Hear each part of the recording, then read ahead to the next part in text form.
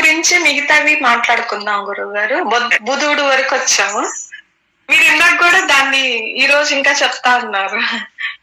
ఈరోజు గోపాలకృష్ణమూర్తి గారు మంచి పోస్ట్ పెట్టారు. ఓకే, అది మనం శాస్త్రజ్ఞులు మొత్తం ప్రపంచంలో శాస్త్రం కలిసిన ఫోటో. దాంట్లో ఎన్ని గ్రహాలు ఉన్నారో చూసారా మీరు? ఎన్ని నక్షత్రాలు ఉన్నాయో చూసారా? ఆ వీడియో చూసారా? గోపాలకృష్ణ గారు పెట్టింది. గోపాలకృష్ణ చూసాను గురువు గారు. దూరం అన్ని పెట్టారు. దూరం కాకుండా ఒక్కొక్క గ్రహం ఎంత పెద్దదో పెట్టారు. ఒక డయామీటర్ అంటే తెలుసు కదా మీకు, రేడియస్ డయామీటర్. ఒక్కొక్క దాని డయామీటర్ ఎంత పెట్టారు. అలాగే గ్రహాల యొక్క సైజులు అలా చిన్న ఇక్కడి దాంట్లో భూమి వచ్చేసి 4వ దాంట్లోనే ఉంది. భూమి కన్నా చిన్నవాడు చంద్రుడు, కుజుడు, వీళ్ళు చిన్నవాళ్ళు. ఇవన్నీ సూర్యమండలంలోనేనా? మన సూర్యమండలం దాటారు. చూడు మీరు వీడియో మన సూర్యమండలం దాటిపోయి మిల్కీ వేకి వెళ్ళారు. అవును స్వామి, అందుకే ఆ డయామీటర్లన్నీ కూడా మనకి అందుబాటులో లేని డయామీటర్లన్నీ. మనకు అందుబాటులో లేని డయామీటర్. సో ఎనీవే, ఇది సైన్స్ అనేది కూడా మనం అర్థం చేసుకోవాలి. కాబట్టి ఏదో బ్లైండ్ గా నమ్మలేం కదా. భగవంతుడు నమ్మాలనే సరే దీనికి ప్రూఫ్ ఉండాలి. సో అందుకోసమే మనది ఎలాగ ట్రూ జ్ఞానం, మన జ్ఞానవంతమైన సత్సంగం మంది. ఇక్కడ అజ్ఞానానికి చోటు లేదు. ఫస్ట్ ఆఫ్ ఆల్ సనాతన ధర్మంలో అజ్ఞానాన్ని పూర్తిగా చెప్తారా?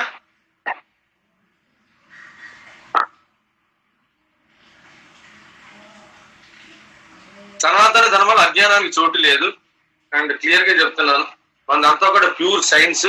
మన వాళ్ళు అప్పుడే కనుక్కున్నారు, ఇప్పుడు కనుక్కోవడం ఏంటి? కొన్ని లక్షల సంవత్సరాల క్రితమే ఈ గ్రహాల గురించి అట్లీస్ట్ మన సౌర కుటుంబం నుంచి కనుక్కున్నారు. దానికి మనం సంతోషం. అది మాత్రం ఇప్పుడు సైంటిస్టులు ఎగ్జాక్ట్ అన్నారు. సరిపోతుంది. వాడు ఊహించిన దానికి ఇప్పుడు కొత్తగా శాస్త్రజ్ఞులు కనుక్కున్న దానికి పూర్తిగా సరిపోతున్నారు చెప్పి. అట్లీస్ట్ మన సౌర కుటుంబానికి సంబంధించిన వరకు. అందుకే 27 నక్షత్రాలు పెట్టారు. దాన్ని మళ్ళీ 12 రాసులు అన్నారు. సో ఇప్పుడు అది చెప్తున్నారు. ఇప్పుడు అనిత గారు అడుగుతున్నారు, మనకి ఎన్ని నక్షత్రాలు తెలుసా? చూడండి ఎంత నీట్ గా పెట్టారు. ఎన్ని నక్షత్రాలు ఉందా మనకి? అందరికీ తెలుసు. ఎన్ని నక్షత్రాలు? 27. చెప్పండి, గట్టిగా చెప్పండి. 27. మీరు చెప్పారు. బాలాజీ గారు తెలీదా? అనిత గారు తెలుసు కానీ 28 నక్షత్రాలు అంటారు. ఓకే, బ్రేక్ ఎందుకు చేయడం అని చెప్పి చెప్పలేదు. ఓకే, 27 నక్షత్రాలు. ప్రతి దాంట్లో స్టోర్ ఉంది కాబట్టి ఓకే 28 నక్షత్రాలు అంటారు కదా. 27 నక్షత్రాలు చెప్తాను. దాన్ని కూడా చెప్తాను. 27 నక్షత్రాలు. ఓకే, మైగ్రేన్ ఆఫ్ చేసి జాగ్రత్తగా వినండి. Let us go to the subject, deep into the subject. 27 నక్షత్రాలు. 27కి ఒక్కొక్క నక్షత్రానికి 4 పాదాలు వేశారు. 27 × 4 108. ఓకే, 27 × 4 అంటే 108. ఒక్కొక్క నక్షత్రానికి 4 పాదాలు. అండ్ ఒక్కొక్క రాశికి 2.5 నక్షత్రాలు ఈజుకుంటూ ఒక రాశి. దాంట్లో 27 నక్షత్రాలు డివైడెడ్ బై 2.5 ఈజుకుంటూ 12 రాశులు వస్తాయి. అదే మేషం, వృషభం, మిథునం, కర్కాటకం, సింహం, కన్యా, తుల, వృశ్చికం, ధనస్సు, మకరం, కుంభం, మీనం. అది నక్షత్రాలు వచ్చేసి అశ్విని, భరణి, కృతిక, రోహిణి, మృగశిర, ఆరుద్ర, పునర్వసు, పుష్యమి, ఆశ్లేష, మఖ, పుబ్బ, ఉత్తర, హస్త, చిత్త, స్వాతి, విశాఖ, అనురాధ, జ్యేష్ఠ, మూల, పూర్వషాఢ, ఉత్తరాషాఢ, శ్రవణం, ధనిష్ట, శతభిషం, పూర్వభాద్ర, ఉత్తరాభాద్ర, రేవతి. 27 నక్షత్రాలు. సో 12 రాసులు. సో ప్రతి నక్షత్రానికి 4 పాదాలు ఉంటాయి. మొదటి పాదం, రెండో పాదం, మూడో పాదం. సో 2.5 నక్షత్రాలు ఈజుకుంటూ ఒక రాశి.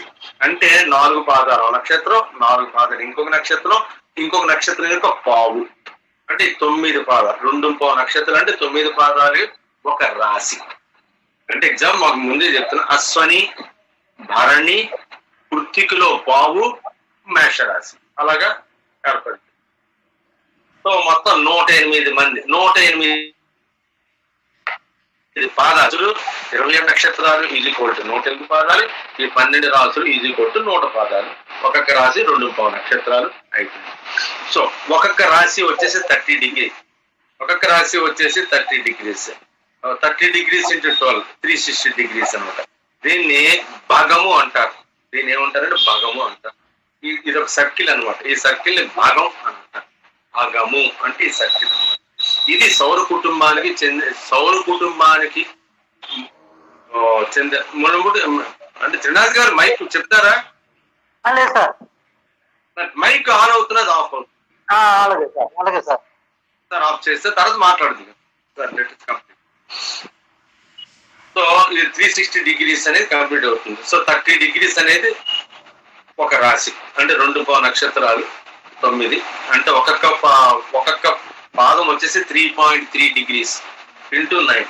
సో ఏదైనా సరే what ever it 30 degrees, 30 into 12 రాసులు 360 degrees.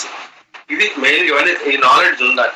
ఈ నాలెడ్జ్ ఎలా వచ్చిందంటే అందుకోసం ఏం చేస్తానంటే, ఏదో చెప్పడం కదా, ఈ నాలెడ్జ్ డిస్టెన్స్ నిన్న మాట్లాడుకున్నాం కాబట్టి డిస్టెన్స్ ఉంటే కానీ జ్యోతిష్ శాస్త్రం అనేది అర్థం కాదు.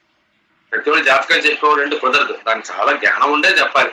అటువంటి చెప్పేవాళ్ళు మనకి లాహిరి మహాశయులు, ఎన్వి లాహిరి మహాశయులు, ద్వివేది, కృష్ణమూర్తి అండ్ బివి రామన్.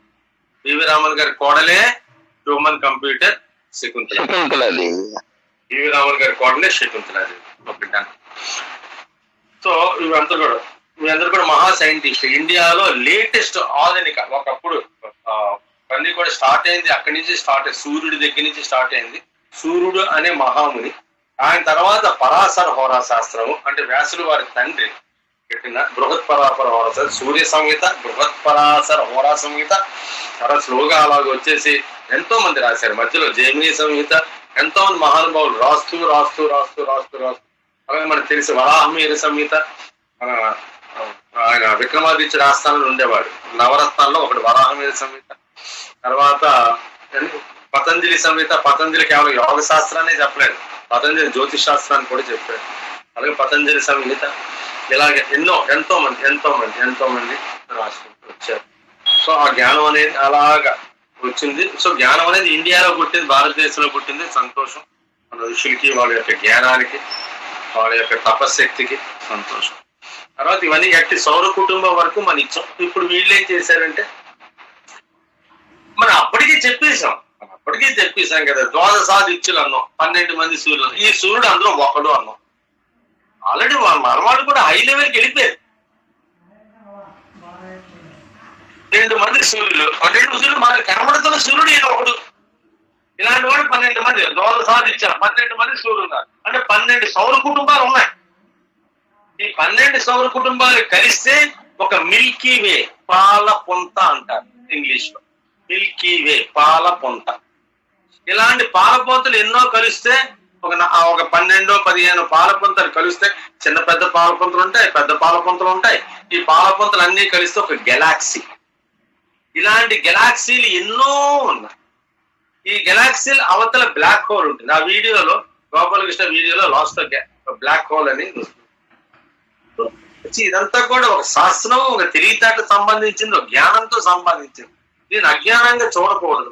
ఏదో రేపు ఏమవుతుంది, మాకేమవుతుంది, నాకు ఉద్యోగం వస్తుందా, మరి అంత దిగజార్చి వద్దు. ఇవన్నీ జరగనేయండి. శాస్త్రాన్ని మనం గౌరవించు, వాటి ఇన్ఫ్లుయెన్స్ ఎలా ఉంటుంది అనేది. సో ఇదంతా లెక్క. ఇదంతా జాతక చక్రానికి తయారు చేయడానికి, జాతక చక్రాన్ని హొరోస్కోప్ని తయారు చేయడానికి ఇంత జ్ఞానం అవసరం. ఈ నవగ్రహాలు ఎక్కడ ఉన్నాయో. సో ఇంత రాముల వారి టైంలోని 7 గ్రహాలే ఉండేవి. తర్వాత రాహుకేతులు లేవు. తర్వాత ఈ ద్వాపరయుగం నుంచి కూడా రాహుకేతులను కూడా యాడ్ చేశారు. రాహుకేతుల గ్రహాలు కావు, ఏవి కావు, అవన్నీ కూడా ఒక ఇమాజినేషన్ ఛాయాగ్రహాలు. చంద్రుని ద్వారా భూమి యొక్క నీడని రాహు అంటారు, సూర్యుని దాకా సూర్యుని ద్వారా భూమి యొక్క నీడని కేతు అంటారు. సో ఇది రాహు కేతు అంటే ఛాయాగ్రహాలు రివర్స్ లో తిరుగుతుంటాయి. అన్ని కూడా ఎలా తిరుగుతుంటాయి, మేషం వృషం అన్ని ఎలా తిరుగుతుంటాయి, అన్ని రాహు కేతులు మాత్రం రివర్స్ లో తిరుగుతాయి. ఎందుకు? నీడ ఎప్పుడు కూడా రివర్స్ లో ఉంటుంది. ఇటు వెళ్తుంటే నీడ వెనక, ఈ రెండు కూడా రివర్స్ లో తిరుగుతూ ఉంటాయి. అన్ని ఎలా తిరుగుతుంటే ఇవి ఇలా తిరుగుతాయి. ఎప్పుడు రెండు కూడా ఆపోజిట్ లో ఉంటాయి. రాహుకేతులు ఏ గ్రహానికి ఆపోజిట్ లో ఉంటాయి. అండ్ బుధుడు సూర్యుడు సాధారణంగా కలిసే ఉంటారు. ఎందుకు కలిసి ఉంటారు? ఈ జ్ఞానం ఉండాలి. సూర్యుడికి అత్యంత దగ్గరున్న గ్రహం ఏది? ఈ సూర్యుడికి అత్యంత దగ్గరున్న గ్రహం ఏది? బుధుడు. అందుకోసం బుధుడు అనేవాడు సూర్యుడితో ఉంటాడు ఎప్పుడు కూడా. అప్పుడప్పుడు ఒక రాశి వెనక్కి జరుగుతుంటారు, సాధారణంగా కలిసిపోతూ ఉంటారు. సో సూర్యుడు బుధుడు ఎప్పుడు ఒకే చోట ఉంటారు, అది గుర్తించుకో. ఇవన్నీ ఉన్నాయి.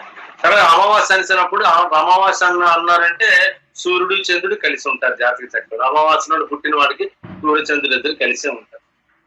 ఓకే, పౌర్ణమి నాడు పుట్టినవాడు సూర్య చంద్రుడు ఆపోజిట్. నేను కార్తీక పౌర్ణమి నాడు పుట్టాను కదా, కార్తీక పౌర్ణమి జరిగిపోయిన వెంటనే పాడ్యం నాడు పుట్టాను కాబట్టి గుడుతూ ఆ ముందు రోజు మా అమ్మగారు ఉపవాసం కాబట్టి పడుకోవడం జరిగింది. సో కార్తీక పౌర్ణమి మన్నాడు పుట్టాను. నాకు ఇద్దరు కూడా సూర్యచంద్రులు ఆపోజిట్ లో ఉంటారు. అండ్ నాది రోహిణి నక్షత్రం, నా గురుదేవులు గారికి కూడా రోహిణి నక్షత్రం అంటారు. ఆయన ఎప్పుడు ఈ ప్రసక్తి తేలేదు. నీకు ఎందుకే ఏ నక్షత్రం అయితే అన్నారు. ఇంకా అక్కడి నుంచి నేను అడగకుండా సైలెంట్ అయిపోయాను. నీ పేరేంటి బాబు, అంతా నాగరాజు అంటారు, నా పేరైతే నీకెందుకు అన్నారు. అన్ని కూడా ఉంటుంది. గురువులు అంటే అలాగే ఉంటారు. మన మీద కల్పించుకుంటాం. ఆయన ఇక్కడ పుట్టాడు, తమిళనాడులో పుట్టాడు, ఇక్కడ పుట్టాడు, ఆయన పేరు నాగరాజు అని మనం కల్పితారు తప్ప. వాళ్ళకి అన్నిటికీ అతీతమైన వాళ్ళు. వాళ్ళ జ్ఞానం మనం తెలుసుకోవాలి, మిగతా విషయాలు మనం పట్టించుకోవాలి.